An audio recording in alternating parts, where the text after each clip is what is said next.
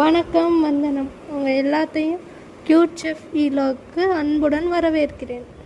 இன்றைக்கி நம்ம வரகரிசி வெண்பொங்கல் தாங்க செய்ய போகிறோம். அதுக்கு நான் வரகரிசியும் பாசிப்பருப்பையும் 5 to 10 minutes ஊற வச்சுட்டேன். இப்போ வாங்க வீடியோக்குள்ளே போகலாம்.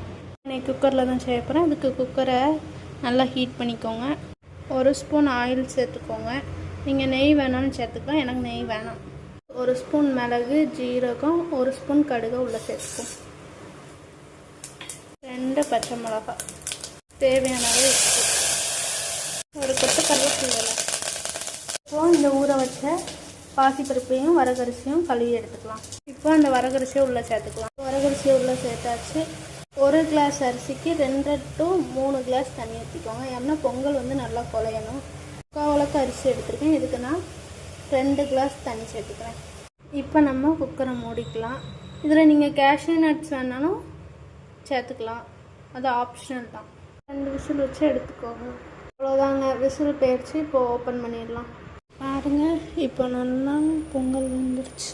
இது நம்ம வரகரிசியில் பண்ணனால மேலே தண்ணியாக தான் இருக்கும். கிண்டி விட்டால் சரியாக போயிடும். இப்போ நம்ம நல்லா கிண்டி விட்டுருவோம். இப்போ பாருங்கள், நல்லா கரெக்டாக ஈவனாக ஸ்ப்ரெட் ஆகிடுச்சு. அதையும் சாம்பார் வச்சோமா, அது மிஞ்சிருச்சு. சரி, அந்த சாம்பார் மிஞ்சி இருக்குல்ல, அதனால் அதுக்கு நாங்கள் பொங்கல் வச்சுக்கிட்டோம். பொங்கல் வச்சு சாம்பார் வச்சு அவ்வளோதாங்க இன்றைக்கி டின்னரு. இது கூட நீங்கள் தேங்காய் சட்னி வச்சு சாப்பிட்டா இன்னும் டேஸ்ட்டாக இருக்கும். இன்னும் இந்த மாதிரி நிறையா ஹெல்த்தியான வீடியோக்காண்டி என் சேனலை சப்ஸ்கிரைப் பண்ணுங்கள்.